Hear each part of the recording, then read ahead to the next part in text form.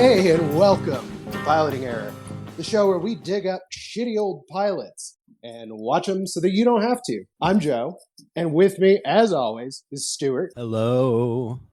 Returning guest, my girlfriend, Cheryl. Heyo. And a newcomer, one of my oldest friends, Christopher Day. Chris, how you doing out there? Oh, I'm doing just fine. Well, thank you, swell fellows, for letting me join on here.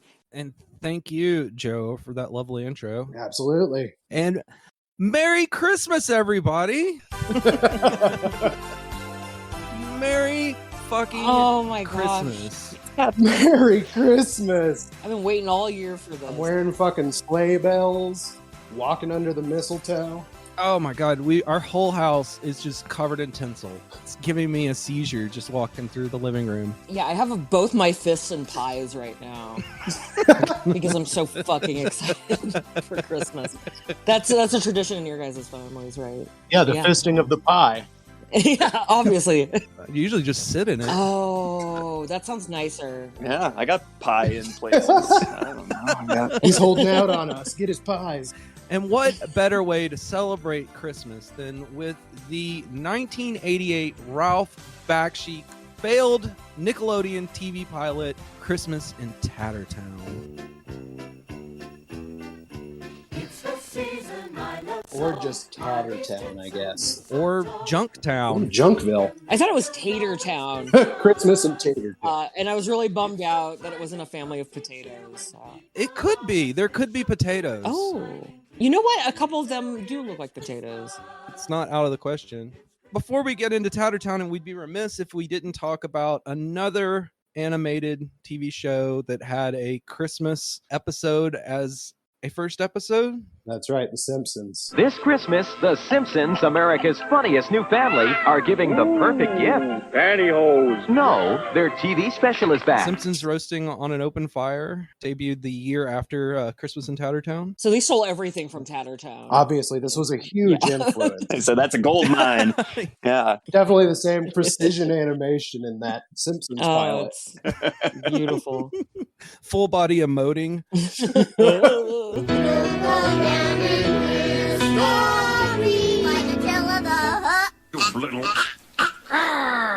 Who is Ralph Bakshi? The god Ralph Bakshi. Ralph Bacchio. What a guy.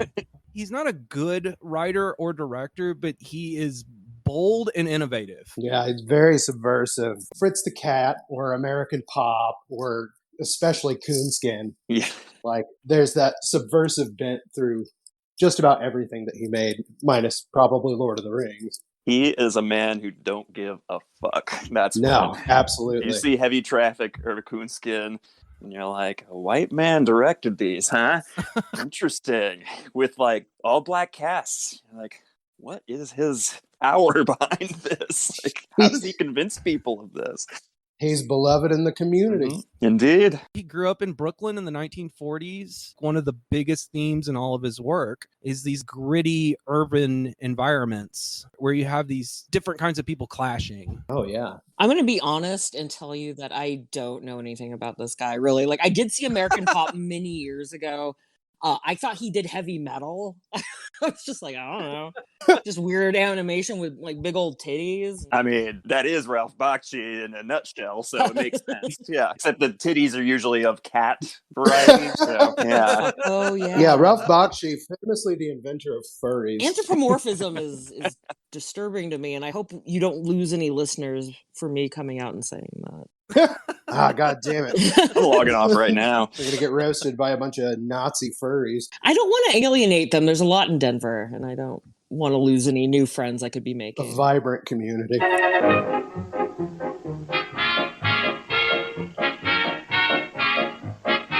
Terrytoons. He got his start in animation at Terrytoons, which was a notoriously cheap animation house.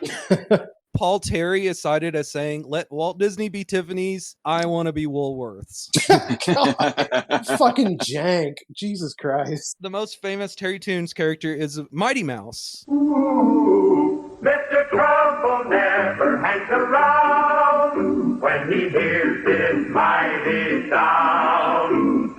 Here I come to save the day. which Ralph Bakshi would return to in the 90s, and then also Heckle and Jekyll the Crows, Oh wow, I didn't realize that. which we have a Heckle and Jekyll pilot we might get to someday. Ooh.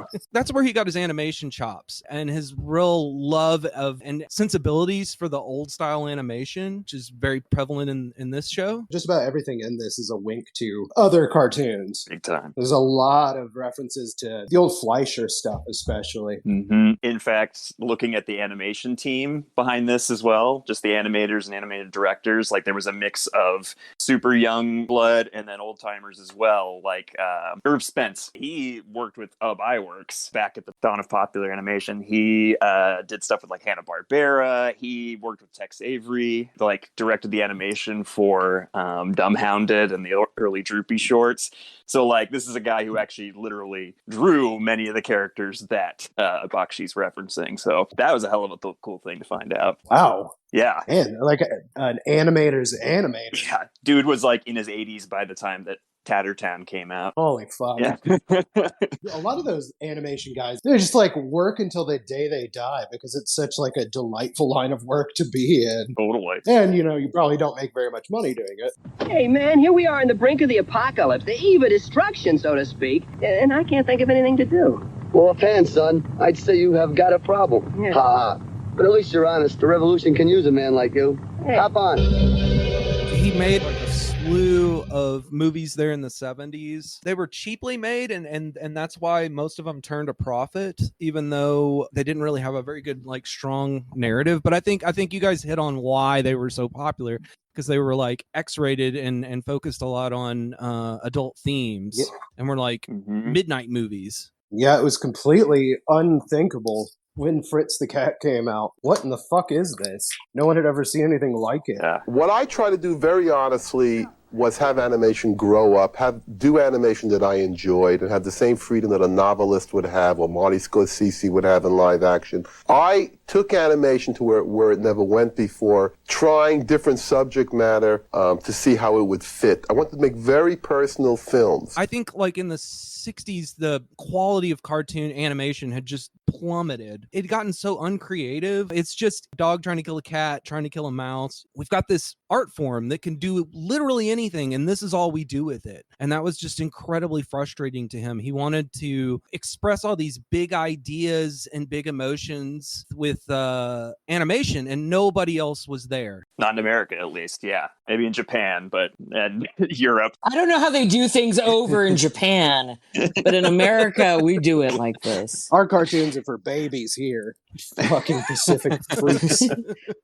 You know, when Fritz the Cat came out and it became this huge hit amongst the counterculture scene, he strikes me as the kind of guy who probably despised those people who loved his film. Oh, yeah. And yet he was like, I'm going to capitalize off this anyway. And in fact, I'm going to go that step further and make fun of them at the same time. The movie's a satire about this very counterculture movement, but it was embraced just the same because, I don't know, kitties with tickle bitties, you know? What a real Kurt Cobain Yeah. of animation. There's no narrative to these stories. I mean, they just sort of float along most of the time. That's where he's the weakest. He's really good with the visuals and the music and putting all that together, but the narrative is always lacking. Just hire a writer, for Christ's sake. I think he's so hard to work with, and I also think he's also kind of a bully. I don't think anybody could possibly like rein him in. He's like the wind. Who could possibly tame him? The core theme of all Ralph Bakshi's work is unavoidable conflict, like the conflict between cultures and religion and the rich and the poor and the young and the old and the criminals and the non-criminals. He sees American society as an endless, absurd clashing of opposites. And that's what he's always trying to do. Every single movie he does, it's all about clashing opposites. I found this article from Animato magazine from 1988 where he talks about Tattertown, and he says, what I wanted to do was make something where old and new animation could clash head on, visually, stylistically, and in attitude. Tattertown is where old cartoons characters live side by side with new cartoon characters, and they all have a hell of a time relating. Yeah, I didn't get that from that. I don't. I got a little bit. There's a lot of the classic Ralph Bakshi, just like people talking over each other all the time, just pure chaos. Yeah. Which I also love and hate about watching his movies, when sometimes people are just yammering about and you can't tell who's saying what in a Robert Altman way. But Oh, yeah. That's what I was going to say. MASH. Yeah. And it seems like they're saying this is a town where trash comes to life, but there's old cartoon characters there, and like that was really confusing to me. Mm-hmm. It's like a jumble of ideas. The town where trash comes to life is actually my hometown, so Tattertown, where I'm from. I try to make a list of all the cartoon characters that pop up in this, and I'm no expert, so I saw Oswald the Lucky Rabbit. No idea. He was the proto Mickey Mouse. Bosco and Honey, the original racist Warner Brothers characters, Lord. based on a minstrel act. Farmer Alfalfa, who was first Terrytown's character, who I think Ralph Bakshi actually worked on. Flip the Frog, who is Ubi Works at one point. Crazy Cat, who is a really old comic strip character. And Popeye, who you can see only in silhouette. I missed Popeye. I did too. Just a silhouette, Yeah. like in an alley. Yeah. Yes, dear. Sailors only hang out in alleys. If it's Bakshi, he's probably going down on somebody in the back alley or something. I know I've seen a lot of these animals and objects, and I just can't place them. Like I know, because I mean, how many cartoons did you guys watch as a kid? Because I watched so many, and like So weird many. random ones from different countries. Yeah. Where it's like I don't know what anything is because I was introduced to so much shit as a kid that like everything kind of just blends together, and so a show like this is just like a mind fuck, honestly. these characters haven't been on TV, like, I mean, in a very long time. I mean, these are really obscure characters from long dead animation houses. I think something's changed though, because like you know how like you like The Simpsons and it taught you a lot about like previous history because there's so many like pop culture references and you're like, well, what does this mean? And then you have to like look it up. For some reason, like even in the 80s, a lot of the cartoons I watched were like deeply referential in like 1940s culture. That would make absolutely no sense to anybody. And I don't think that's something that like the current generation of children ever really have to deal with. Everything can be very topical and released very quickly. I think it was generational, where filmmakers, animators, etc., were like taking from the images they saw as a child. And I mean, you see this with Bakshi, but like Scorsese and Spielberg even too. And to think of this show, I just realized, I'm like, oh, this show came out the same year as Who Framed Roger Rabbit, which does the same thing with Toontown. Yes, Tattertown and Toontown have a lot in common. On a previous episode, we talked about Look Well, the Adam West, Conan O'Brien pilot. What's the other guy's name, Stuart? Robert Schmeigel. No one had been lampooning like the 1970s detective dramas that they grew up with.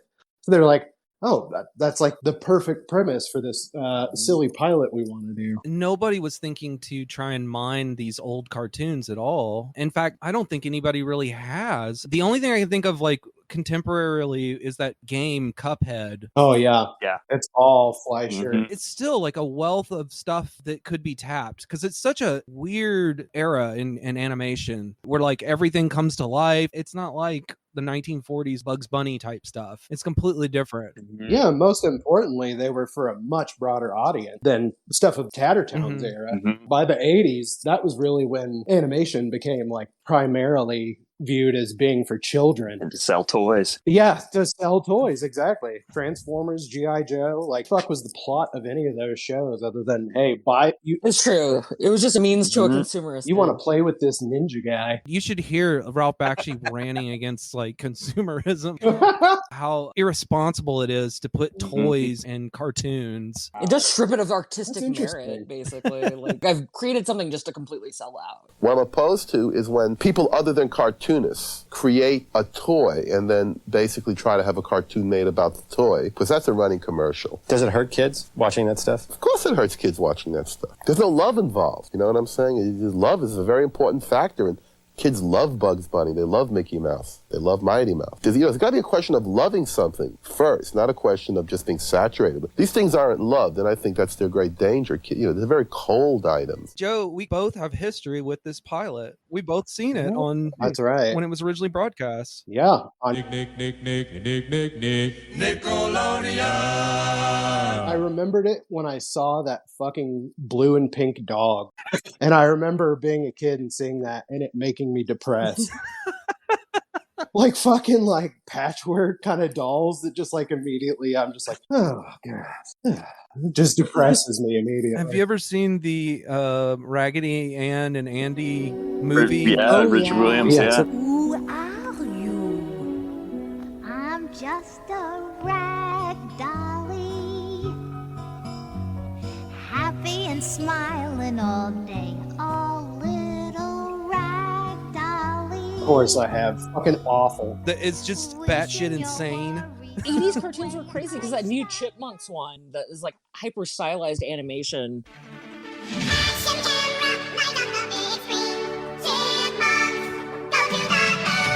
I feel like I'm the only one who ever sees this. Like I bring it up all the time. People are like, I don't know what you're talking about. Like I dreamed it, but like just really a wild plot that doesn't make a lot of sense. It's like around the world in 80 days, but with chipmunks, and they're from Southern California. Yeah, that makes complete sense. Just like,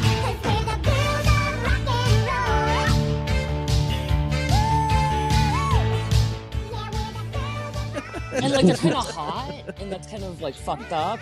Like the chipmunks are like, and they're supposed to be like adolescent. Oh yeah, like young adolescent. That fuckable little chipmunk. Wait, she's a mouse. I'm sorry, she's not a chipmunk. No, she's a chipmunk. Oh, are you talking about Alvin? I'm talking about Rescue Rangers. No, Rescue Rangers is a whole other thing. Little fucking smoke show mouse. Yeah, I thought you were talking Rescue Rangers, not the. Alvin and the Chipmunks and the Chipettes. Yeah, it's Alvin and the Chipmunks and the Chipettes, and like, yes, I know exactly what you're talking about. That's amazing. Thank you for acknowledging that I am not crazy. There's like a really racist scene where they're trying to escape from natives that are singing Wooly Bully. Oh yeah, yep.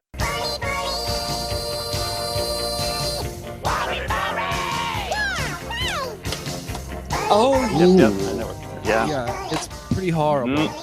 But you can always count on the history of American animation being two things: horny and racist. So you know. Yeah, I wrote my fucking PhD thesis on the horniness of American cartoons. In the 80s, Nickelodeon had a lot more of an edge than it does now. Oh, dude, yeah. Mm-hmm. You can't do that on television? That is a mean-spirited show. It is a hate. I mean, you can only dump pig's blood on so many kids' heads, you know? Yeah, how the fuck was that Canadian as well? no, that seems deeply Canadian, honestly. Weird. Because Alanis was in it, right? Alanis was on it, yeah. Alanis Morissette was in it. Oh, yeah. boy. Mhm. Is that where she met Dave Coulier. Dave Coulier? Dave Coulier! Dave Coulier! If I hear that name one more time, I'll scream! Dave Coulier? But Dave Coulier had a show on early Nickelodeon too called Out of control. And now, here he is, the man who thinks Hawaii is how Norwegians say hello. The guy who owns 500 swimming suits, all the same color. Our host, Dave Coulier. Control, yes. It was like a talk show, variety, like news magazine kind of show. I think all of the episodes are up online. They only made like 25 episodes of it or something, and they just reran it over and over and over, and well into the 90s. We'll talk about it again because the Fred Newman shows up in it when we do Puppet Man. Oh God. Puppet Man. Yeah, feel free to come on for Puppet Man, Chris. Gladly. Sold already. There's a lot of Rocko's Modern Life in this pilot, honestly. Oh baby, oh baby, oh baby. Oh, yeah. that tracks. Absolutely. Yeah, That tracks. absolutely. Because, yeah, this would have been the dawn before all of the, like, the Mhm. Nicktoon stuff. Yep. This was their first original animation that they had produced, and it's weird that they gave it to Ralph Bakshi. Was it really? Oh, Yeah. was it really? I didn't realize it was the very first. It was their very first, the original. Because, up till that point, they were mostly known for imported cartoons. So, like Danger Mouse and Banana Man. Oh, my favorite, Banana Man. But when Eric eats a banana, an amazing transformation occurs. Banana Man. Yes, Banana Man. Yeah. Oh yeah, Yeah. Banana Man. Danger Mouse was Yeah. The Little Yeah. Prince. And Oh, Little Prince, I remember that one. They had that great Japanese Aesop's Fables show. That was fantastic. Do you remember Belle and Sebastian? Yep. The Adventures of Sebastian and Belle. It wasn't Belle, it was Adventures of Sebastian and Belle. Never watched it, but I am a huge fan of the band. Me too. It's one of the positive stewards in the world. One of my favorite bands.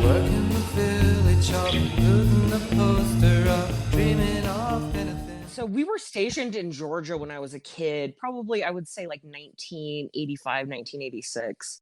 And my dad recorded like a ton of things on VHS because the Philippines, there's only one US station and it's like the military station. So it's kind of a crapshoot.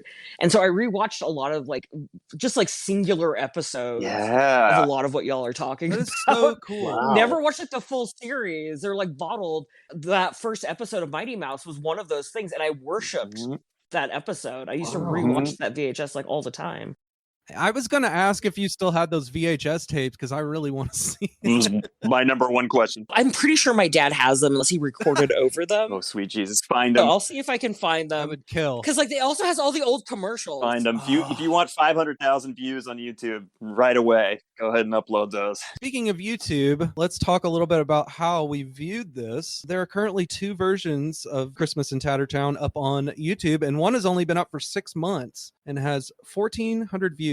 Is it the higher quality one? It's the one that has really excellent quality. That's the one I watched. Okay, that's what I watched as well. In the top right-hand corner, you can see the word Kiss Cartoon. Mm-hmm. Yeah. Yeah, so Kiss Cartoon, Kiss Anime, Kiss Manga. They're very useful websites. If you want to watch stuff that either has not been released in the US, like had an official release, it has like a lot of fan sub anime. And then they have a lot of fan translated manga as well on Kiss Manga. But I don't think this was taped off TV. I think the source of this was the original broadcast. I think it is too. Yeah, because it has the commercial breaks. Yeah. Yeah, it has the Nickelodeon bumpers. I'm thinking that it was probably around one of the re-airings because that was like for sure. the orange splat Nickelodeon, so like 91, 92, something like that. But Yeah, exactly. Like it was definitely like a rerun Yeah. later after it aired. Like they kept rerunning it around Christmas. all the more reason I'm astonished that I never saw this before because I religiously watched cartoons as a kid and have taped a ton of shit off of Nickelodeon that time. And somehow I've got the original airing of Nicktoons. Wow. Yeah, that I'm sure people have uploaded and got taken down. When Nicktoon started on a Sunday morning. I got to watch like the first little cartoon of Doug, and then I got dragged to church, and I was so fucking mad. Lousy God.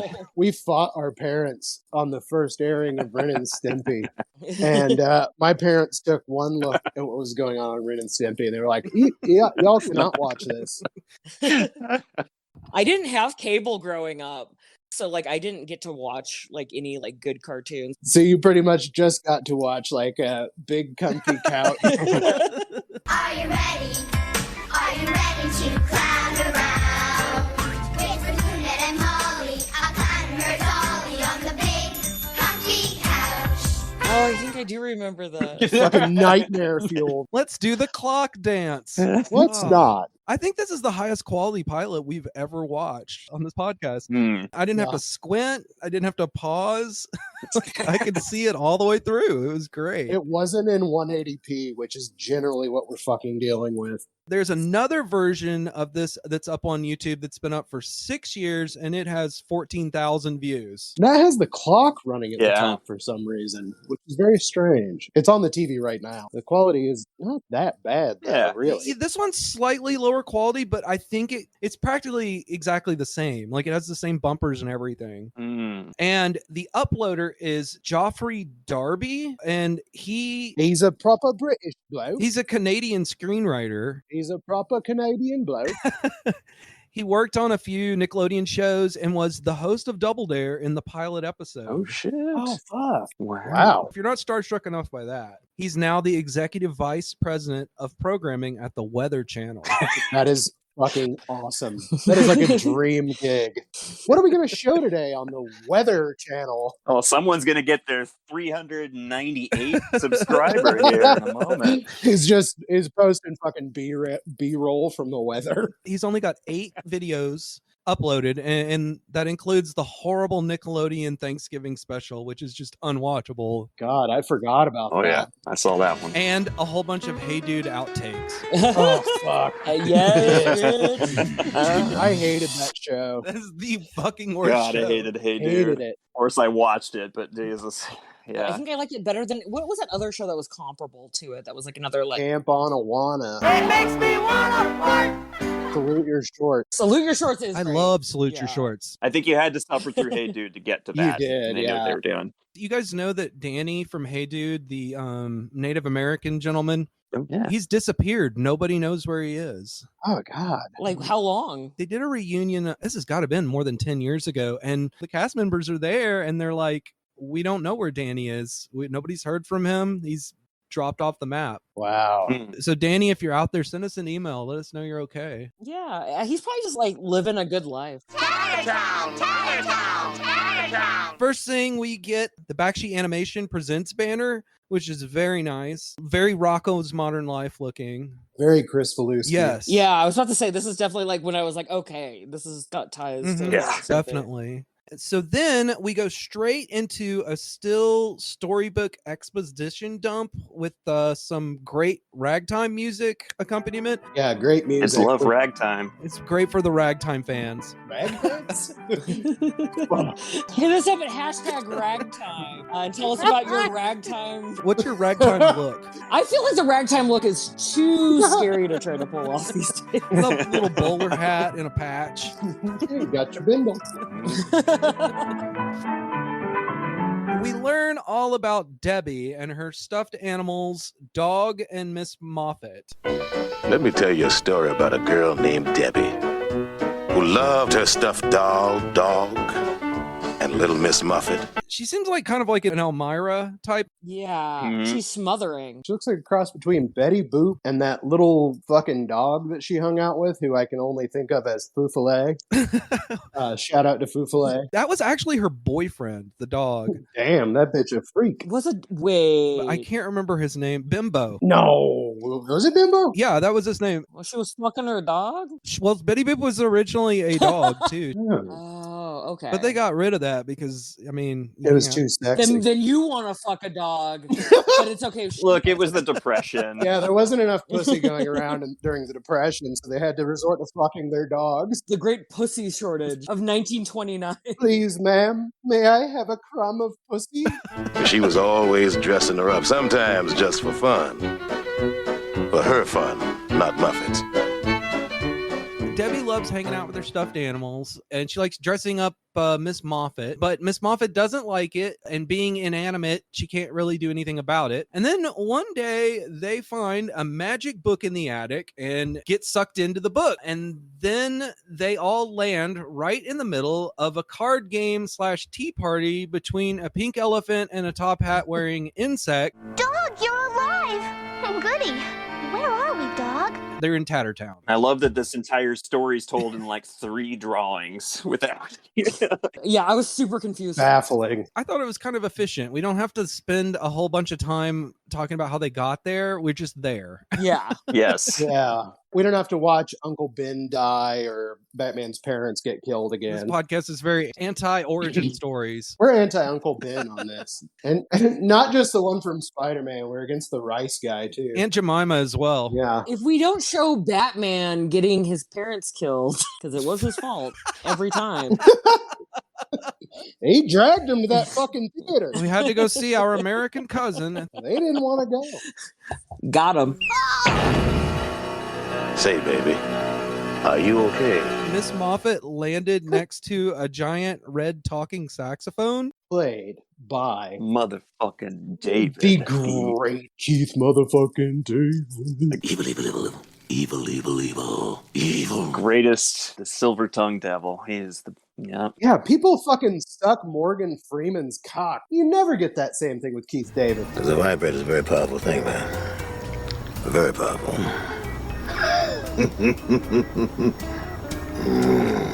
he is 10,000 times more interesting, and his voice is just like so much more velvety smooth than Freeman's. Mm-hmm. Seriously, unironically, one of my favorite actors who's ever lived, Keith David. Absolutely. I will have to kill you. 100%. Check out The Thing. He is the narrator of the show. Yeah, it's weird that he's called Miles and he's a saxophone. A saxophone? John just doesn't have the same ring. It's true. Charlie. Are you okay? Okay.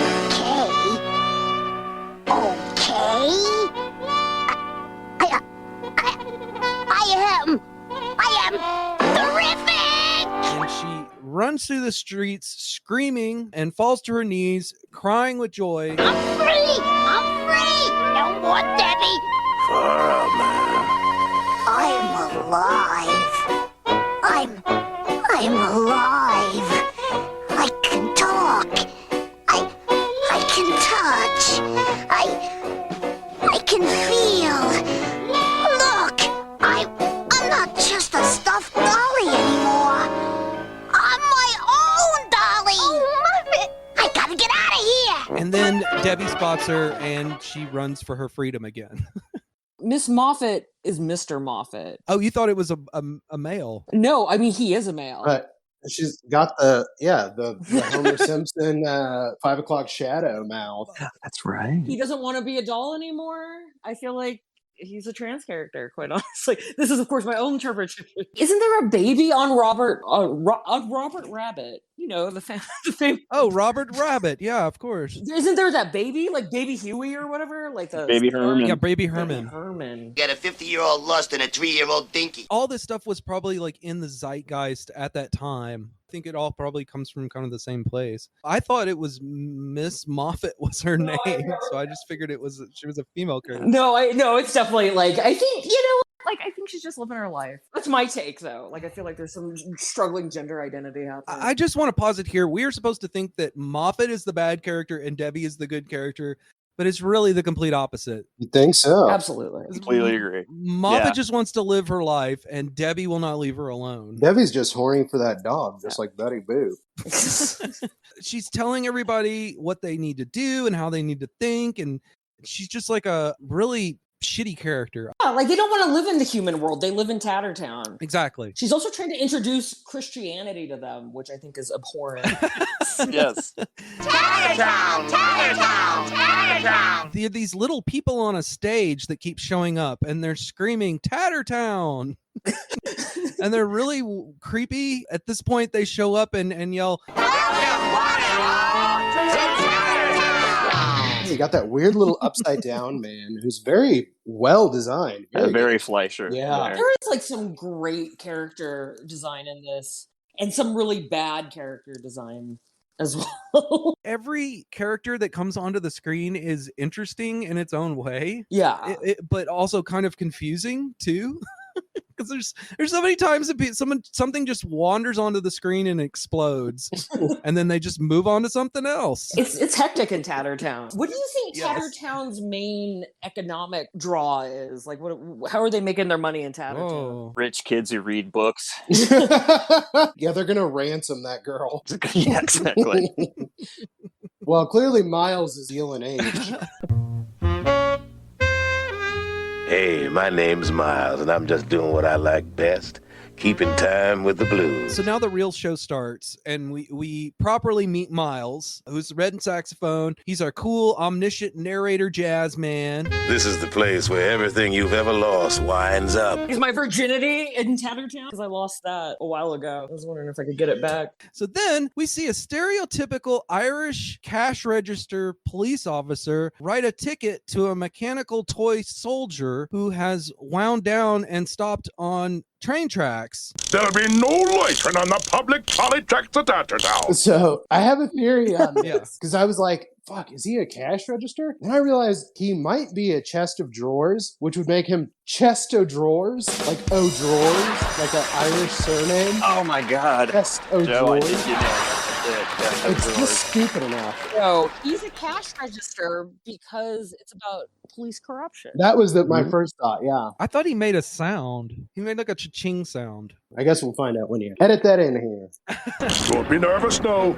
'Tis me public duty. Then a streetcar being driven by Oswald the Lucky Rabbit shows up and the cop explodes. And all of his pieces wander off the screen. I hate when that happens. That's really dark. It's all very Iron Giant here. Yeah. The machines will rise, though. I know that. An amazing thing happens to some of the things that find their way here. They become alive. And the street post he's leaning on walks away. We're in a bar, and it's full of awesome vintage-style cartoon characters hanging out and drinking. My absolute favorite guy in this entire scene is the ape waiter. Yes, the wobbly noodle. Yep. It's got to be lifted from a cartoon. Like, that's got to be from something. Yeah, totally. I mean, it does look extremely familiar, as do many of those characters, even the ones who aren't as... Yeah, I feel like it is too. We passed by Flip the Frog and Oswald the Lucky Rabbit. They both look really unhappy, and for some reason, Flip is crying and like burying his head on the table. I could have been bigger than Mickey. I just didn't have an organization behind me. This is what I love about this, is like, whereas Toontown and Roger Rabbit is like the happy-go-lucky place where toons find their freedom, this is like end of the rope toons. Like, they're out to pasture, they're not used anymore. This is the 80s. There's no, no reverence for them, and they're drunk and they're unhappy. They still have to be wacky because that's who they are. It's almost like a torture exercise. And I'm like, I'm sick of partying all the time. I'm sick of things walking up to me and screaming in my face. So we're following the ape waiter who's strutting through the bar carrying a drink. Then we're outside, and a pink hippo gets thrown through the swing doors right past Miles. And I really like this. Then a spoon with arms and legs steps out and says, "Get out of here, you bum! What do you think this is, a greasy spoon or something?" It's a pretty good joke, but a really baffling looking spoon. Yes. Yeah, I wasn't sure what that was until I paused it. It's kind of a ladle, maybe a little, yeah. The gravy spoon. Yes, sir. Tattertown's a cool gig for everybody. Not for the hippo guy. Yeah, not for the hippo. I thought that was a pink elephant who was getting kicked out. And I'm like, he's like the symbol of bad behavior. Why would you kick him out? Fucking buck wild. Yoo-hoo, Muffet! Come back! Shame on you for running away. Debbie and Moffat run through. No! Stay away! I'm not your dolly anymore! Look, I've got a new dress for you to wear. Moffat runs into a fence and tries to climb over. I didn't understand why she felt like she was stopped by the fence, because she could just walk around it. But anyway, Debbie grabs her by the legs and pulls her back, pulls Moffat back, and she is flung by the fence far into the distance. Next thing we see is Debbie and Dog. They're sitting down on a street curb. You weren't much help. I'm sorry. Dog has like a scream speak voice. Yeah. I'm sorry. Could you talk like that for the rest of the episode? She's the one who's capturing him. He has no vested interest in Moffat. He's her slave. Yeah, exactly. Like, it's Stockholm syndrome for that little dog. This all feels like kind of villainish to me. Like, it's like a supervillain complaining to her henchmen that they didn't capture the other person. Maybe this is the whole theme of this, is like, oh, this person who's a stranger in a strange land is now trying to impose the idea of Christmas on characters who don't seem like they might believe in Christ. Oh. Yeah, especially one very specific character that we'll get to later. Then we meet Harvey. Take this and that and this and a right and a left and He's a little snub-nosed animal creature, not unlike Bimbo from Betty Boop that we were talking about earlier. He is like punching at the air for some reason. Like, he's talking about how tough he is. He punches so hard his arm falls off. Yeah, it just rips off. It's very strange. I hate it when that happens.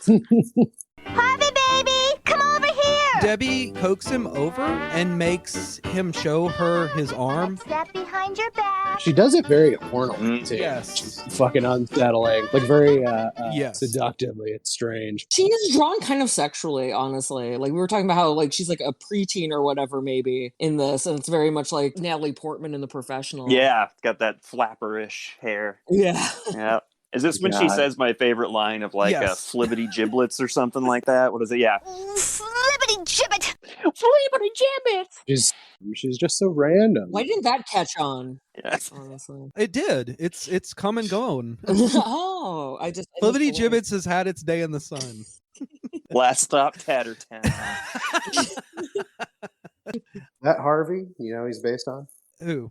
Harvey Weinstein. Why do you think he has 4 arms? More to grab you with. She sews back on Harvey's arm, and they talk about how Moffat doesn't want to be her doll anymore. Hey, have you got that doll of yours yet?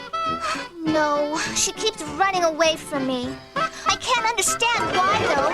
She used to be so nice to me back in the real world. While a cloud of trash runs by. Why, I can remember when I got her for Christmas. What's a Christmas? What? You mean you don't know what Christmas is? With all this junk lying around here, you must have seen some Christmas stuff. And I mean, God, isn't that the truth? Christmas generates an ungodly amount of garbage. So much trash. So much. I pulled up this study from Stanford University. Americans generate 25% more trash during the Thanksgiving to New Year holiday period than any other time of year. The extra waste amounts to 25 million tons of garbage, or about 1 million extra tons per week. Good God. Hey, how I choose to eat Andy's mints is none of your business. And if I want to just eat as many and create as much trash as possible with them, that's my Christmas gift to myself. 'Tis the season. That's the first amendment right there. Freedom to create trash. Mm-hmm. If I want to drink 2 gallons of bucket of Christ's blood, then I'm gonna do it. Plastic is the reason that we know that God loves us.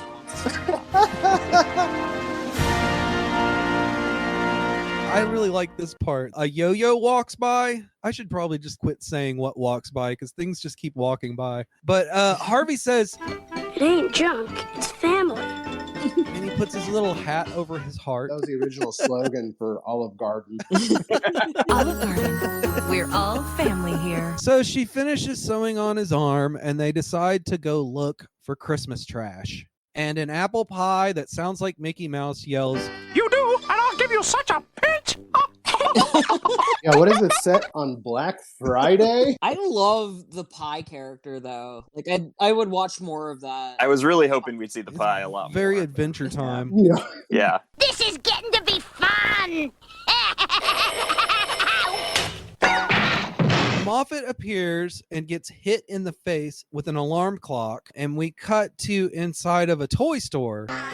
All of the toys and also some small animals are fighting and throwing things, and then they are chasing a large spider with a bowler hat and vest, and the spider is carrying a little person who seems to be in some peril. Put me down, you big brute. Never be proud, beauty.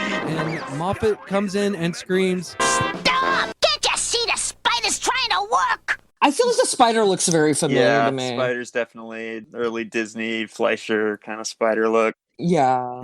He's extremely similar to the spider in Bible Goes West. Oh. I'm the good-looking spider, you know? Oh man, this came before that too. No, Yeah, did it? Yeah. Yeah, Yeah. it did. Yeah. Five Goes West, not Not American Tail, Oh, yeah. I think Fievel was 86? 91, I think. Oh, that The was original. American Yeah, the Tail. American Tail. 83 Yeah, the for original. the original. But- The original was 83 because it was like No, the first it's not movie that I ever early. saw in the theater. It was like 86 because I was in kindergarten. I remember it very clearly. If you know what year the American Tail came out, please text your answer to star 3645. Fievel Goes West was 91. American Tail was 86. Okay, 86. I probably shouldn't announce this because it is probably somebody's actual screen name still, but I know a guy who name on something is Fievel Knows Best. It is hilarious to me. That's very good. Who am I? I'm Muffet the Merciless, and I'm taking over this stump. Colonialism, man. What? The fuck? For some reason, she doesn't stay there. She stomps off down the road, and the spider is following her. That was great, just great. I've been trying to take over Tattertown for years, but never like that. What kind of a crazy place is this anyway? Can a person be evil in peace? Hey, come with me to the Deadster Zone. And we zoom out of Tattertown and see that it's surrounded by a desert. I kind of knew this was set in Vegas. And a few miles away, there is a giant toy drummer soldier statue that like toy planes are buzzing around. Yeah. I thought this was cool. I was hoping this thing would like come to life and like march around like a Megazord or something. What's the Air Force budget on the Deadster side? They actually do get $1 billion a year from the United States government. The Deadster Zone. Hang out for war toys, TV sets, and other unsavory characters. TV sets. The TV sets thing baffled me a little bit. Yeah. The war on media in Tattertown, they obviously need some sort of like education as to what's going on. I mean, we are watching this on TV. Mm-hmm. That's just him being subversive, honestly, though. So. That's exactly what it is. And bite the hand that feeds you. It's like the Simpsons making fun of Fox all the time. It's wonderful to think for ourselves again. You said it, sister. You are watching Fox. We are watching Fox. Speaking of Simpsons, there's a lot of Simpsons alums in this show too. 2 of them. Are there? That's a lot. Jim Reardon and Rich Moore both involved in this. Yeah. I knew Reardon's name was familiar. I could not place it though. Yeah. And didn't bother to look it up. He wrote 37 episodes of The Simpsons, including Mr. Plow. Call Mr. Plow. That's my name. That name again is Mr. Plow. Wow, is that second to Schwartzwalder? Oh, yeah. I don't know. Was Schwartzwalder wrote 48, 49, 52? Something like that. 52 is what I'm coming to my Oh, brain. he did O'Brien, right? Not that many, actually. 3, yeah. He wrote Homer the Heretic. The Monorail. The Monorail. And one other, I believe. Homer Goes to College, I think? Yes, yeah. Homer Goes to College. Yeah. I was hoping that he did the Silent not the Silent Bob one, Sideshow Bob. Actually, I think I saw that Jim Reardon wrote that one. Oh, really? Oh, it's Let all me very check. Conan humor. You might be wrong. I might be completely wrong. I thought I saw it on the list of his. I mean, regardless, it's all like still same staff of writers, and like there's definitely some Conan jokes in there, if nothing else, because like the angry dean. No, he directed it and Conan wrote it. Oh, there you go. There you go. Yeah, okay. Glad we got that cleared up. God. Someone's going to be listening to this and be like, God, you fucking idiots. It was Conan. They're just fucking fuming. Yeah. Yeah, go ahead and hit us up at our Twitter. Yeah.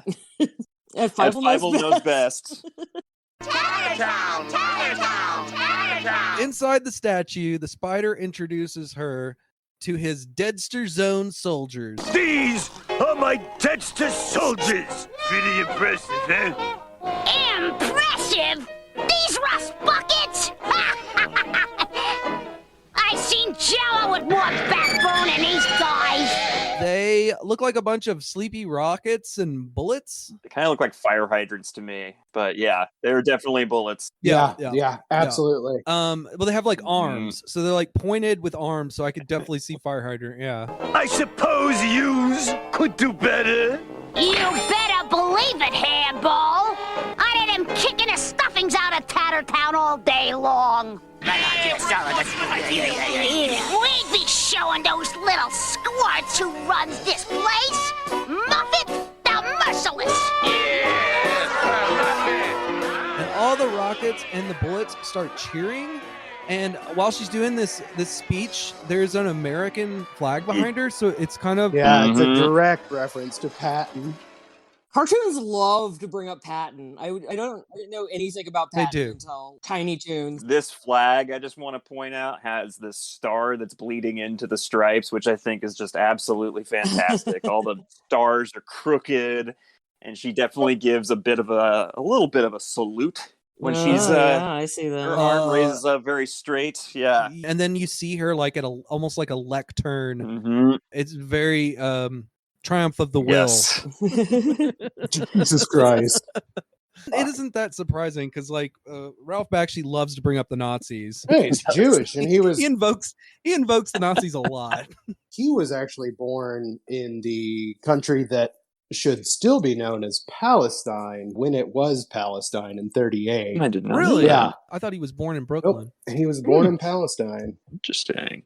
Then we see a few of them jump up and down with joy till they just disintegrate into nothing. And Moffat glares at the pile and taps her foot. Not approved. Needs to get these guys into shape. Christmas in Tattertown will be right back after these messages. Then we get the first of the 2 Nickelodeon commercial bumper breaks. Yes. The first one features a crazy Moog version of Good King Wincelot that I really like. And the orange Nickelodeon logo is a snowflake. Yeah, that's a classic. Very classic. That's like burned into my Yeah. brain. Classic. Yeah. And that voice. The first Kids Network. We come back from the commercial. Debbie has the whole town searching for Christmas memorabilia. That's right, everybody. Now keep searching. We'll find something. And we see all kinds of weird characters running around and riding each other.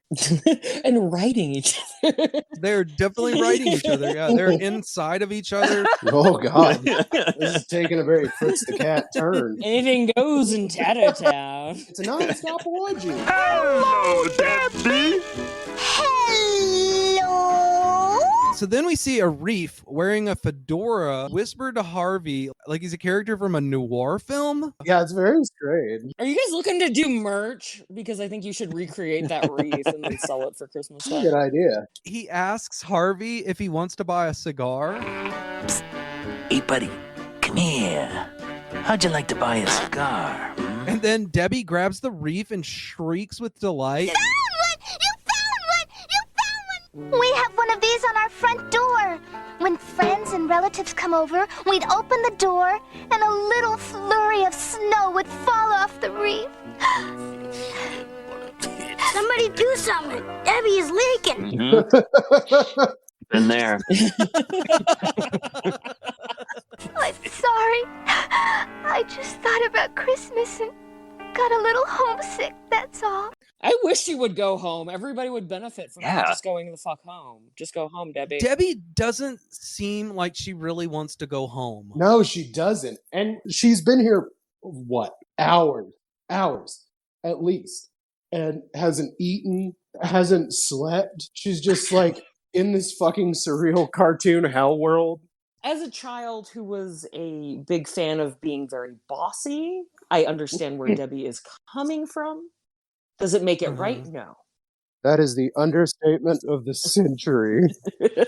Wait, what?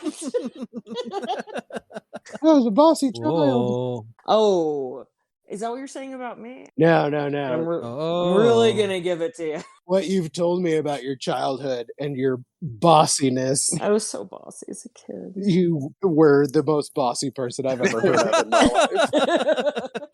You were like fucking Mussolini if they were fucking 3 feet tall. I know. Imagine if I had ever gotten any real power. Oh. Still time. Jesus Christ. Imagine. Yeah.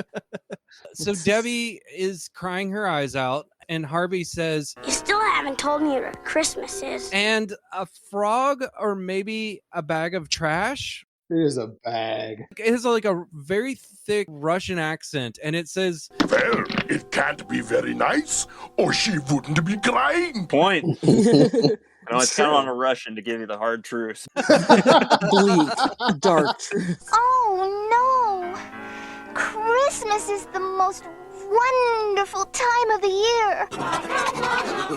Christmas is caroling in the snow and candy canes. and while she is describing this, we see the Tattertown people having like a warped vision of Christmas. Yeah. And it kind of gave me like Nightmare Before Christmas vibe. It really did. Like maybe Christmas can't or shouldn't exist in Tattertown. They must have ripped this off for that dog shit movie. Hey, they took like 5 years to make that movie, so maybe not.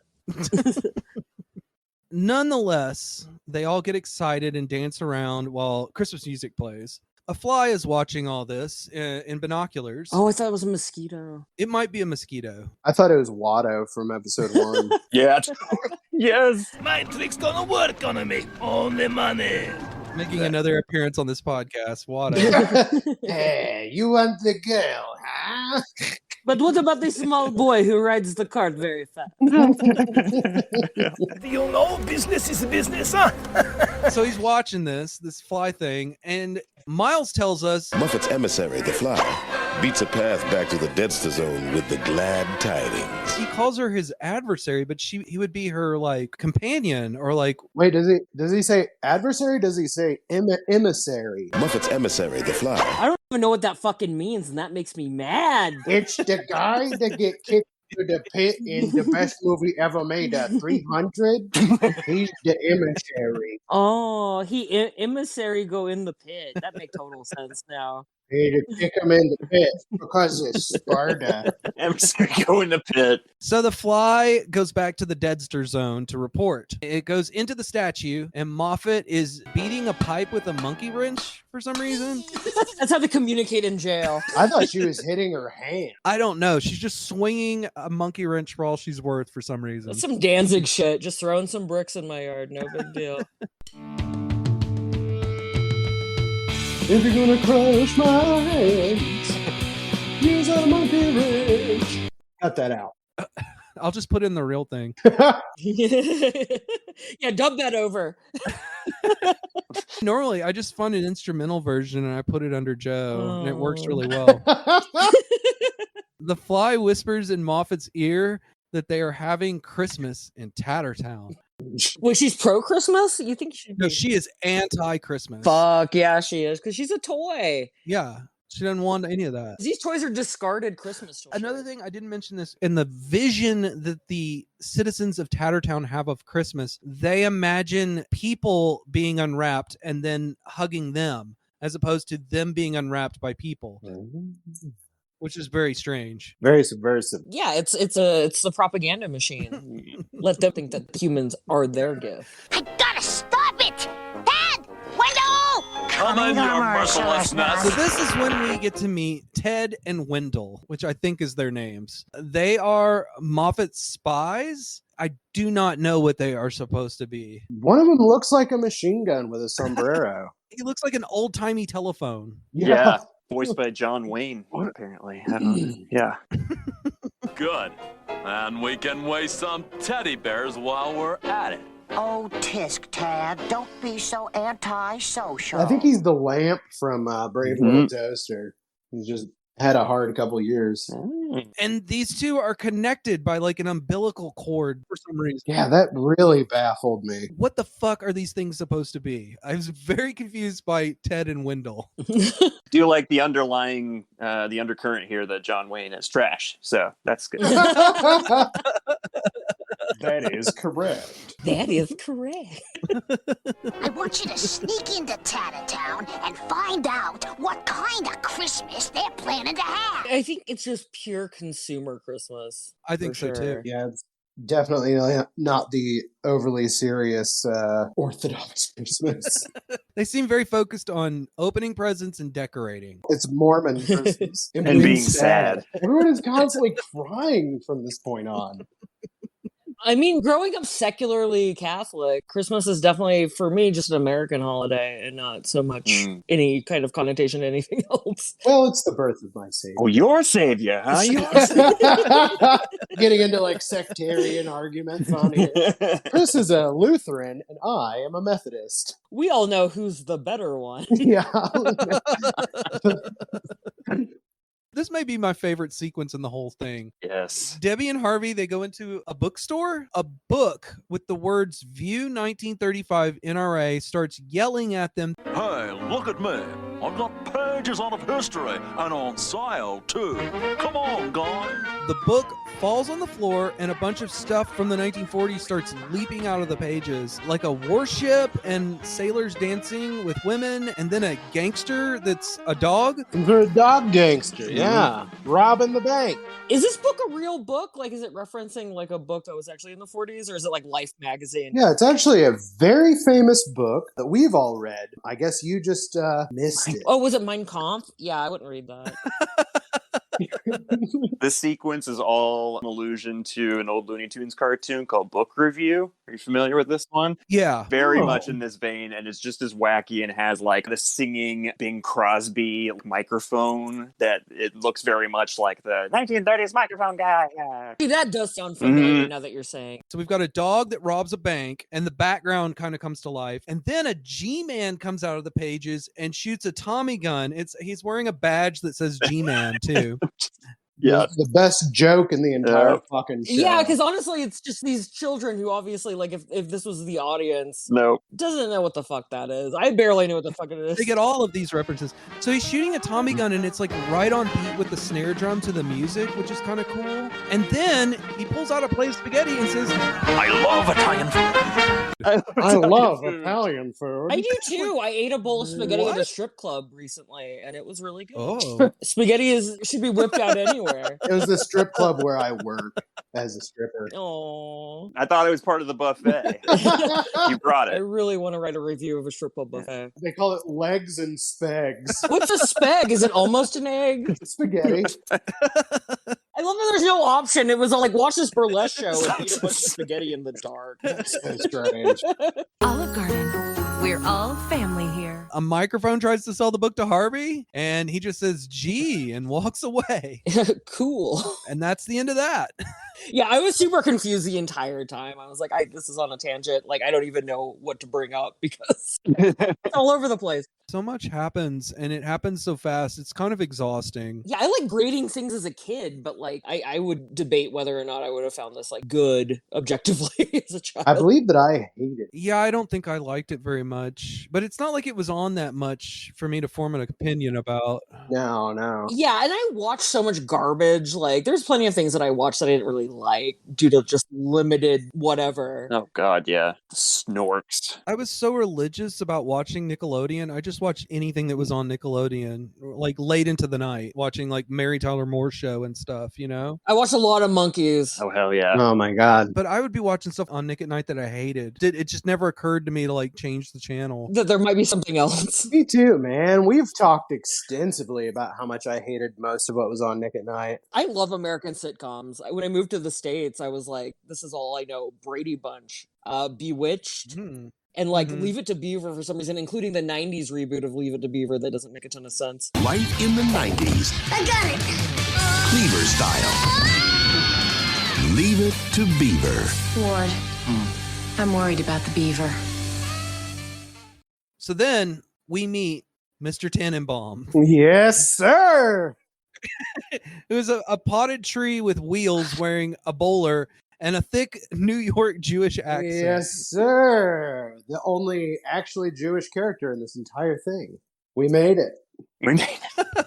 This is actually his store. Ah! Ooh! So, you're Tannenbaum. We've got a proposition for you. How'd you like to be the official Tattertown Christmas tree? I think that's insulting, honestly, to ask It Mr. is. Tannenbaum. Well, this child clearly has never met a Jewish person in her entire life. Christmas tree, hey, what do I know about Christmas? I'm a shopkeeper. I sell comic books. You want to buy a nice magazine? I know nothing of Christmas because I'm just a shopkeeper. Right. Which is a very, Oh. very, like, subtle dig, I suppose. Even Bakshi himself was Jewish, obviously. To mind her own fucking business. Yeah. That's the whole, like, the moral of the story here. Debbie is getting into everybody's shit right now. And that isn't cool. I thought this was even worse. They appeal to his vanity. It's a little puny, maybe, but with some new soil and plant food. Hey, listen, Buster, I was a 10-foot pine since before you was stuffed. And then they tell him that there's no competition, and he immediately agrees. But there's no competition. No. Ooh, hey. Well, Missy, you've talked me into it. Where do I sign, huh? What is that about? I believe in that. I went to the like beard and mustache championship, the world one in Anchorage one year, and like only 2 people signed up for the Fu Manchu. So that literally means anybody could have showed up with a Fu Manchu and gotten bronze at least. Wow. We're doing it. I mean, I would have maybe tried to grow out my mustache to win that. It would have been very difficult. I may have gotten extensions. Please don't. Please don't do that. So you're saying the sweetest victories are the ones that take no effort? Yeah. That's for me, yeah. I was raised by a television though, so like I don't know what perseverance is. It sounds like you need to watch a little film called Remember the Titans. Who is your daddy? The dog tries to pee on the tree and he stops him. Hey, and tell your canine friend here not to get any doggy ideas, okay? He's got a little patchwork penis. Somebody else's trash penis that fell into the world. Thrown away. I mean, Lorena Bobbitt. Yeah, really. Oh my God. They recovered that. He got it back. No harm, no foul. Back and bigger than ever. And then he did porn after that. A pretty big penis. I need to actually look at that porn now, I guess. Was it called Franken-Dick? Because that's what I would have called it. You have to. Only 90s kids remember John Bobbitt's huge penis. I don't think I've ever laughed so hard in my life when I was told about that in the lunchroom. Like, what? I couldn't even fathom something like that happening. Well, I know what we're doing later, Joe. Get ready. Get ready. Cutting off my penis. Oh, no. Oh, I thought you were just talking about cutting off the penis later. But You always wanted to be famous. That's what I right? thought you said. I was like, fuck, I shouldn't have sharpened those scissors. What am I thinking? Ted and Wendell are on the prowl, looking for Debbie's big Christmas experience. Ted and Wendell, the two abominations that are connected via umbilical cord, are wandering around, and Wendell is overcome by the beauty of a flower and stops to smell. Oh, look, Ted. Isn't this flower beautiful? And since they are connected, Ted has to stop too. So he comes back and screams in Wendell's face. You idiot! You moron! You just blew our cover! Which was very Ren and Stimpy-esque. And Ted shoots the flower with his nose. Come on. Yeah, that makes sense. And then Wendell cries and plants a new flower. Where do you get that other flower? It kind of sets up what's about to happen. Now, before I teach you to carol, we have to decorate Mr. Tannenbaum. So they're putting the wreath that's alive onto Mr. Tannenbaum, who is also alive, and Ted and Wendell appear. I'm gonna waste them. Oh my goodness! Oh my goodness! It's lovely. It's like an act of love. But Wendell is once again overwhelmed with the beauty of Mr. Tannenbaum and the reef creature hanging on his face. What a sight. Has anyone ever put a wreath on a Christmas tree? That is such a strange activity to do. Oh, I bet somebody has. Bizarre behavior. There's probably an entire Pinterest section. Every Christmas thing has been shoved into every other Christmas thing so many times. Like a turducken. It's the tree turducken. No! Wendell, hey, stop! Hey, you'll overload! Whoa! Oh, it's so beautiful. Wendell runs headlong at the tree and he's dragging Ted along, who is screaming, "Be careful, you will overload." Baffling. I don't know what that means because I don't know what they're supposed to be. They're umbilical cord like rubber bands, and they end up landing on the tree and making it glow. Yeah, becoming a halo. Yeah, they're like halo, they're like Christmas lights. It's very strange. It does not make any sense. Yeah, but it's like, oh, at the end when everybody's happy and the thing glows. The reef has a not gay moment where he's like, Guys at the pool room see this. I'll never live it down. No homo. No homo, Reef bro. guy. I'm just sitting on a Jewish tree's lap. the reef is actually like cradling Ted and Wendell in either arm. Fellas, is it gay to cradle your friends who are a machine gun and a bizarre lamp? I think it's an old crank telephone. Yeah, definitely. Old honk honk. It is a telephone. I do not know what Tad is supposed to be at all. I remember my old phone that had shoes. He's got a gun for a nose. Is like the rest of his body supposed to be like the butt of a gun? But why does he have wheels? I think it's a machine gun or a Tommy gun, but it doesn't make sense he's a cowboy. No, it's a Gatling gun. I mean, that's what you put on a Gatling gun, which is a cowboy thing. Well, maybe he was raised in Montana Terror and then he Town. went to World War I and then he was blinded by mustard gas and his brother had to bring his still beating heart back to to Tattertown. There's an awful lot of World War I references in this too. The Deadster Zone soldier hat is like oh, because of the bombers, the planes, or whatever. World War I. I don't know that they had bombers. They had the Red Baron. They dropped pizza all over Europe. Oh my god! I want some tater tots and I want some pizza stack. Not bad for a first attempt. Not bad. It's perfect. All the guys are hanging out on Mr. Tenenbaum's face, and Harvey declares it's perfect. Aww. And now we get the second of our Nickelodeon bumpers. And this one's not as good. Oh, it sucks. Just some generic Christmas music, and the Nickelodeon logo is an orange bell. Not as good as the other one. And I think it's just a clip of Santa. Yeah, it's a really poorly animated Santa. Some of the animation in this is really bad for some reason. I mean, maybe because it was a pilot, but... well, and, Ralph Bakshi's notoriously cheap. Mm-hmm. Careful. There are a couple little things, like you see these like cheap looping animations in the background sometimes on the show, and that's very much like recycled from that kind of like, just cut the corners. Just loop it. I mean, these animators that, worked on this are very huge filmographies. This is, you ask them about this one and they'd be like, what the fuck is that? Yeah, same thing with the voice actors. Mm-hmm. Like, we would be going through talking about this, but like their resumes are just miles long. That's true. You're watching Nickelodeon, and now back to Christmas in Tattertown. We come back from the commercial, and Moffat this is a very strange moment. She's opening a safe and taking out a plate of tobacco pie. My favorite cuisine, tobacco pie. And it's the last slice in the house. Yeah. Oh, yeah. Very strange. Strange thing to do. I thought this was like the ultimate score, almost like the briefcase in Pulp Fiction, right? Like, what's in the safe, and it's just tobacco pie. The cigarette pie, not even tobacco pie. It's like this disgusting pie that's like stuffed with cigars and cigarettes, and it's smoking. Do you think they had to edit this out when Nickelodeon was starting to rerun it? They're like, oh, this tobacco pie, it has to go. The story wouldn't make any sense. Yeah, this is really what keeps it all together. It would fuck with the continuity, yeah. Yeah, it almost just looks like two pancakes with some mud and cigars in between. Yeah, diarrhea sticky pie. That is such a Ren and Stimpy image right there. Those backgrounds, the gradient, the dirt.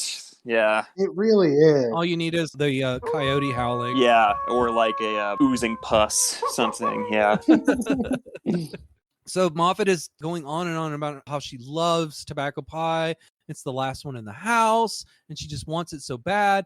And then the fly bursts in the room, knocking the pie onto the floor, and a little furnace creature devours it in one bite. He blows fire, and then he poops some gray stuff on the floor. Oh, I thought he'd come. It may be. Then Moffat screams and cries, and the little furnace thing with a thick Cockney accent says, What? I done something wrong, Mum? He's ashamed. Yeah, that was a part of Christianity they didn't miss, I guess. Yeah, there's a lot of shame going around in Tattertown. That's true. But a part of American Judaism that they nailed. Yeah, exactly. The fly is holding a postcard, and it's from Ted and Wendell. It says, Dearest Muffet, having a wonderful time. Wish you were here. And when she turns it over, we get the picture of them sitting in the tree side by side with the wreath. So Moffat is really mad that they are being Christmas decorations, and she punishes the fly for bringing her bad news. Yeah, kill the messenger. Also, the fly, I'm just noticing, looks like he's wearing boxing gloves at times. Yeah, he does. Yeah. So then she lays down on a Greek column. Let me rest my head for a moment. It's so hard living with these lower life forms. Ooh. Mm-hmm. This is a eugenics talk, if I ever heard one. The spider, meanwhile, is in another room, I guess. Oh, listen to that amateur ranting. Why, the Deadster Zone deserves the talents of a master elocutionist like moi. Then he pulls a crown out of a treasure chest and puts it on his head. And the jewels in the treasure chest start screaming that he's a thief. Ah, shut up! and he slams the chest shut, and then he puts on Moffat's royal garment. Muppet's royal garment. Yes, sir. Clothes make the man. True. Moffat catches him and he screams and starts shoving everything into his shoe. Then the dresser, who he's been standing in front of, there's a dresser with big eyes. The dresser rats him out and screams. He's always dressing up in your clothes when you're not home. And the spider splits the dresser in half with a hatchet. Oh, wow. Yeah, that's exactly what you do when someone calls you out for cross-dressing. When one of your roommate calls you out for trying on your other roommate's clothes. I mean, I do it all the time. I'm constantly putting on Joe's clothes and then just eating spaghetti and I'm spilling them all over it. I love Italian food. At the strip club, right? Yeah. I can't fit into it, though, so very chesty. Can we talk for a minute, though, about how he gets in this bathtub and it's just clearly like a bathtub full of piss? Nothing. I was just trying on this rope here to check it if it had any more damage. Honest. Yes! What was that? This neon yellow liquid is just everywhere. It's like I don't even care anymore. You know what, Chris? That's valid. Piss him in the tub? I didn't say I was judging. This fucking piss tub is valid. That is his own tub. That is his own piss. This isn't the borrowed piss. It's his own piss. Jesus Christ. That's a lot of piss. Now it's gross because it's his own piss. It'd be better if it was somebody else's piss. What are you, just using the tub like a toilet? No one would ever think to do that. I've never peed in a sink. No. Even though it's very difficult for a woman to do. I've never peed in anything but a toilet. God damn it. That's a lie. Yeah. Lie detector has detected that was a lie. I've seen it, Joe. I've seen it. What do you think the first people to have indoor plumbing, like how people felt about them? You fucking freaks are pissing inside? Whoa. You shit in your house? Inside your That's house? fucking dumb. This all really angers Moffat, but then she gets an idea and she starts dressing him up like a reindeer, like she ties like a horn on his head, and then she puts on a Santa suit. Muppet, why, you look like...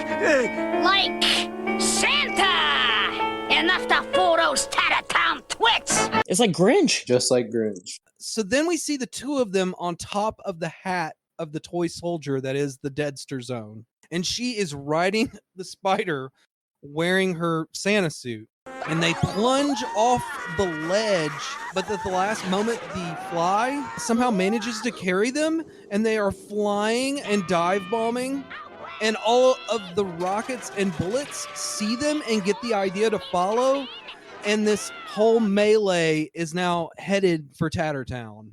Cut to Tattertown, and a tiny lumberjack wanders up to Mr. Tannenbaum. Merry Christmas, everyone! Now it is time we chop him down, no? And all the people in Tattertown are cheering, and Debbie screams, Stop! You still don't get it. Christmas isn't about chopping down trees or even about gifts. and they all cry. Christmas is a day where everyone is supposed to be nice to each other for one day. And the lumberjack cries and then says, Good, stand back! And he swings his axe and Debbie smashes him to pieces with her fist. It's another Christmas miracle. And the crowd is chanting blood, blood, blood, blood, blood. Jesus Christ, Debbie, like, let people celebrate Christmas however they want. With violence. So they all look up and see the war toys and TV sets coming to invade, and Debbie cries, It must be Santa! Close, but no cigar. And we see all the war toys flying through the sky, descending toward Tattertown. And I guess Debbie realizes this is, in fact, Moffat, because she yells, I love you, Muppet! Then the real Santa shows up. Ho, ho, ho! Merry Christmas! Very strange. Pretty random. Moffat decides to fight Santa instead, and she tries to turn all the toys around, which causes a collision. And we see a helicopter say to a bullet, Oh, I get it. Muppet wants us to attack each other. That Muffet is such a genius. I specifically remember this, and I remember thinking this was really funny. All the toys just immediately start kamikazing each other and exploding, which is really great. The little Harvey is jumping up and down, and he says, All right, this is Christmas. I love aerial dogfights.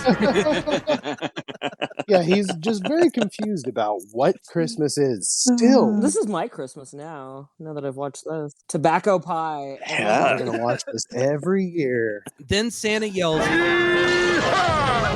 haven't had this much fun since Big Alley. No idea what that means. What? Is that a World War I reference? If it is, I don't know. I don't Jesus, know it. is it? Let me look it up. Mig Alley, I think. And that is Whoa. Is that Korean War? Yeah. Wow. Whoa, I didn't catch that at all. Bakshi, man. Wow. I'll attack Solo! Why do I need an army anyway? Bomb Solo! Dives bomb towards Tattertown. Debbie says, No, this is all wrong. Again, Debbie sucks. Let people celebrate Christmas however you want. Let people do violence. She goes over to a Victrola record player, and we're treated to Irving Berlin's White Christmas. And as it's playing, we see Bosco and Honey kissing in front of a full moon, and a family of squirrels in front of a fireplace. Above their fireplace is mounted a head of a World War I soldier wearing one of those helmets. A little piss helmet. Oh, jeez. Yeah. How did they kill him? That might be an allusion to that. There was an old cartoon where there were like a bunch of squirrels, like all the people had died and they were like living in their helmets. Oh. They fought and they fought and they fought until there was only 2 of them left.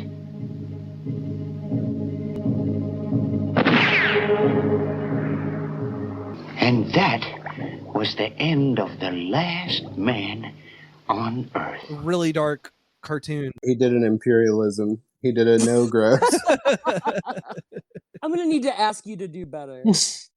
So the spider in mid-dive bomb starts crying because of the song, and so does the fly, and they pull out a box of soap and stop in midair, and this sends Moffat crashing into a building that is also alive, and it turns out to be a jail cell. The spider has sparkle soap, is like showering the whole town in it, and it turns into like snow. And then we see Moffat in jail with a stocking full of presents, and she's crying, and Debbie says, Now I've got you, Muffet. Now you can be my dolly again. I own you again. We end with Miles the red saxophone wrapping it up. Well, as the square cat tells it, that about sums up our Christmas gig for tonight. When the curtains come down. Jackson is right. And the show enjoyed 10 more seasons of excellence. It really could have. I can't believe they didn't renew that. That was wild. That is Christmas in Tattertown. When you see them, then you'll know it's Christmas. The year after this, 1989, he did an adaptation of the Dr. Seuss Cold War satire, the Butter Battle book. Never heard of that. That's very strange. It's 2 countries. Every Zook eats his bread with the butter, side down. We spread our bread right with the butter side up. They end up like having a Cold War. Sounds like a familiar allegory. Dr. Seuss said it was the most faithful adaptation of his work. That is until the Lorax commercials. Oh. The Lorax is here at IHOP. Adults will love the Lorax's green eggs and ham with fluffy whole wheat pancakes. Kids will love pancakes and crispy waffle cones with blueberry topping. Here you go. I don't mind if I do. Make it an IHOP day. In 1992, he produced the short-lived New Adventures of Mighty Mouse. Zoom, zoom, zoom, zoom, boom, boom, boom, boom, boom, boom, boom. Another show that I totally remember and watched. Yeah. I have heard it said that you could not afford to get the team that made the New Adventures of Mighty Mouse in a room together. Wow, really? Who was it? Well, obviously we've got pervert groomer John Kirk-Faluski. Chris Faluski. Yeah. But we've also got Bruce Timm, who created Batman, the animated series, and a slew of other DC shows. Jim Reardon, who we've already talked about, did 37 episodes of The Simpsons and went on to be a screenwriter at Pixar. Wow. Bob Jacques, who also has an insanely long career working on every cartoon show you've ever heard of. I mean, it just goes on and on and on. I was typing all these out and I was like, man, it's just no point. Like pretty much every single person that worked on that show went went on to do something groundbreaking. You know, Ralph Bakshi, he said that he just hired talent. Like, he just looked for talent and then let them do what they did best. Wow. Which is just sage advice. Yeah. And that's how he ended up with that group of people. As far as Kirk Falusi goes, you know, like, I grew up with Ren and Stimpy. It's one of my favorite shows. It's one of the greatest of all time. There's no question. You know, he originated the show, but I believe he was fired after the first season. You're correct, yeah. And he came back to work on the reboot. Which was awful. Was it? I never watched Ren and it. Stimpy adult party cartoon was really gross. Also, we need to talk about the controversy behind the Mighty Mouse show. Oh, do you guys know about this? Yes, I do. So I'm just going to read directly from Wikipedia, the God honest truth.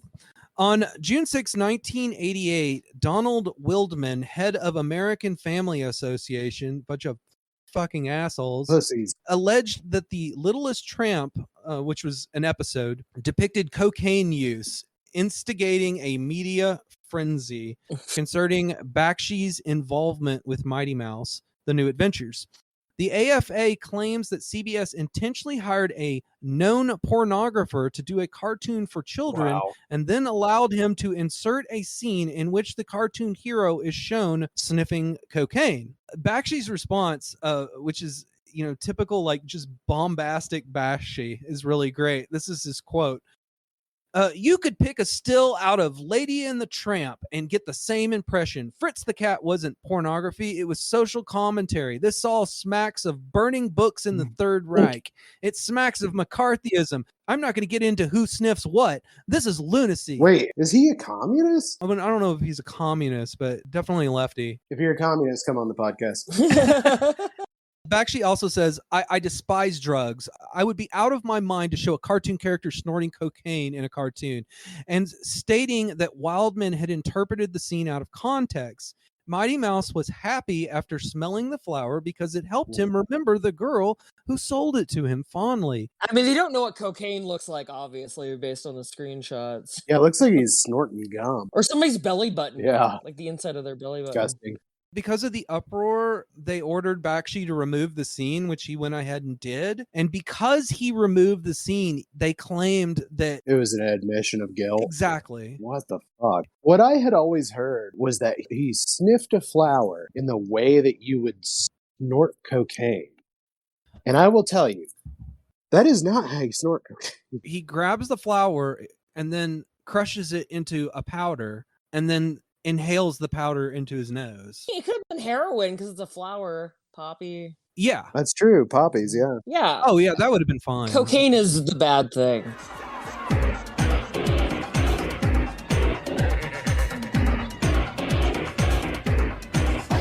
He had one last film project, which was Cool World in 1992.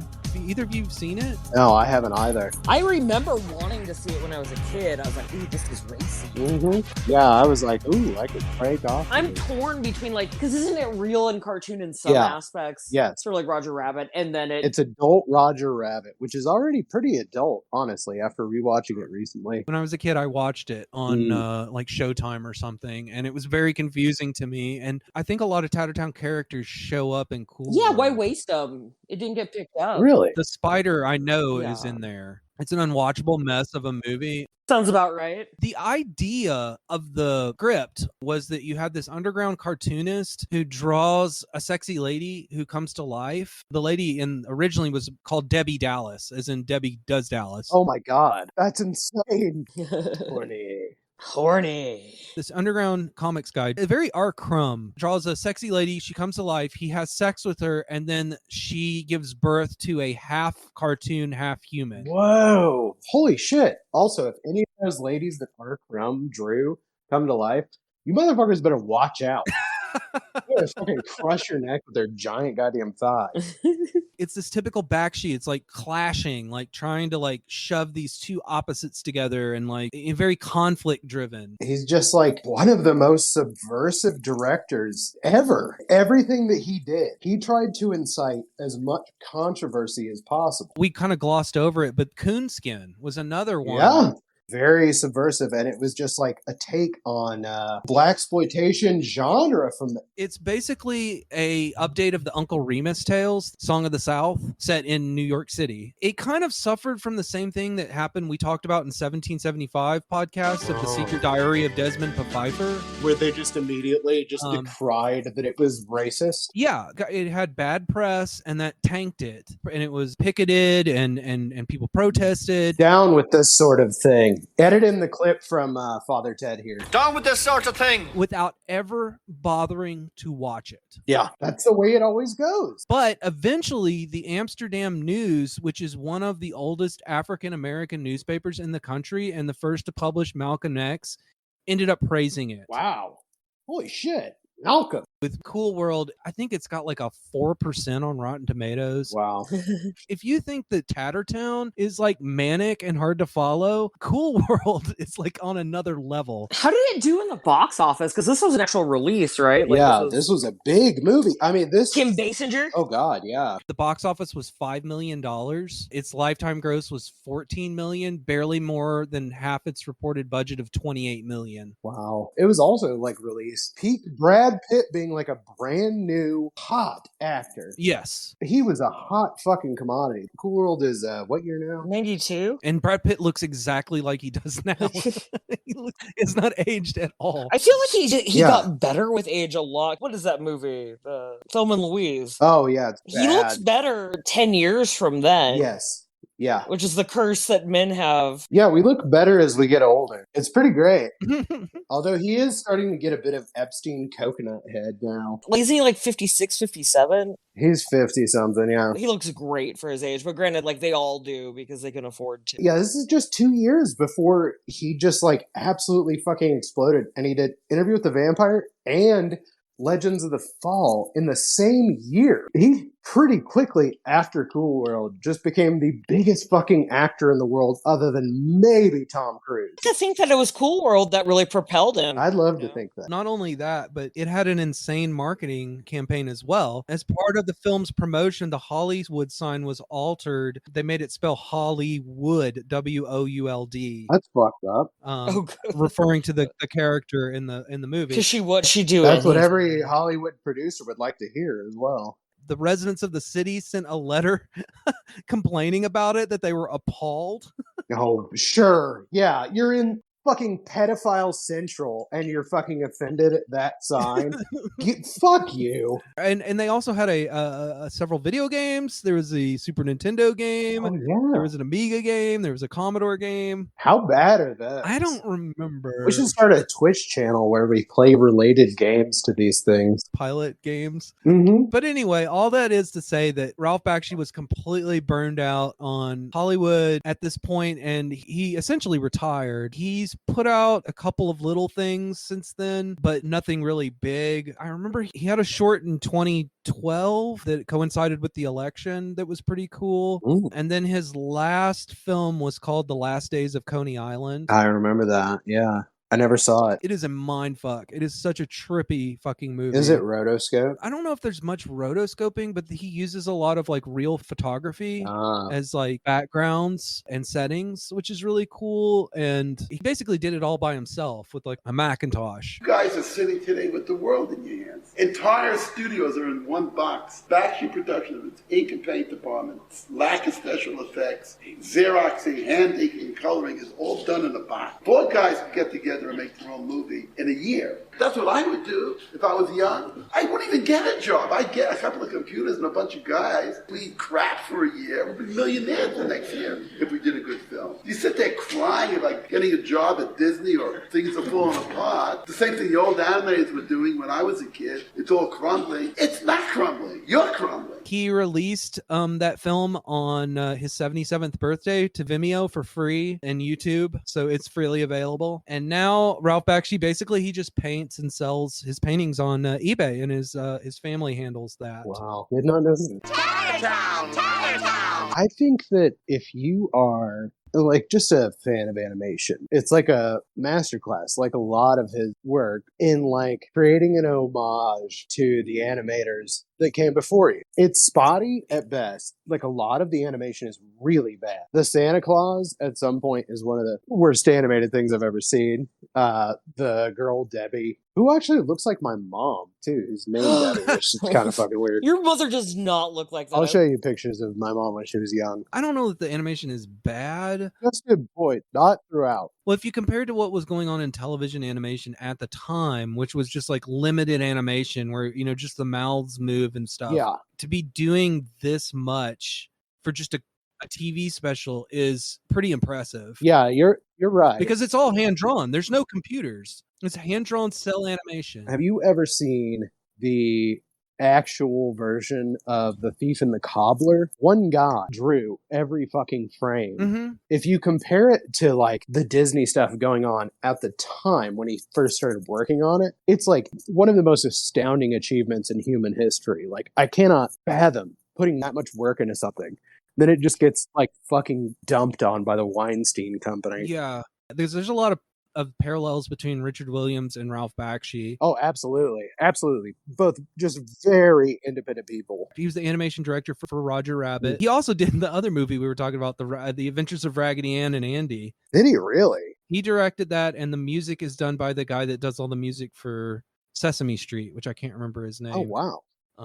Not a great movie. It's weird. You're right. Like, I don't know if it goes anywhere. The pit with all the candy in it. Ugh. I remember that when I was a kid, and it used to give me night ears. Excuse me. I was asleep. Pardon me.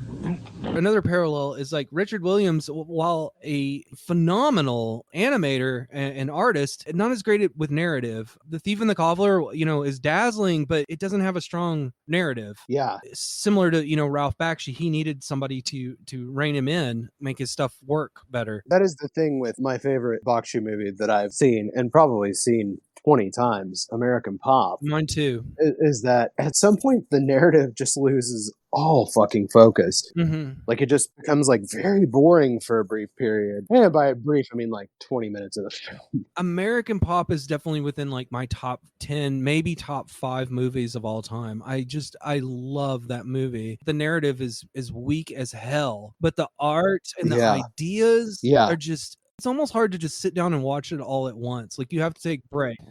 We'll go ahead and call it. Yeah, I think I'm fading out.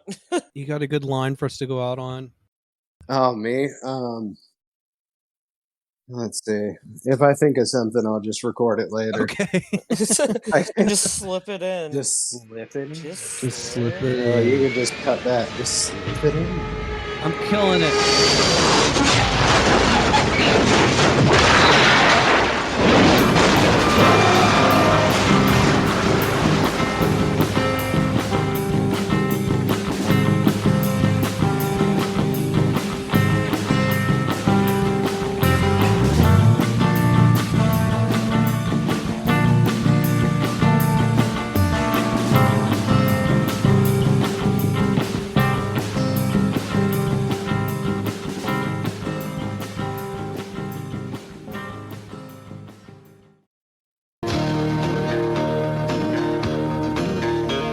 Snare drum.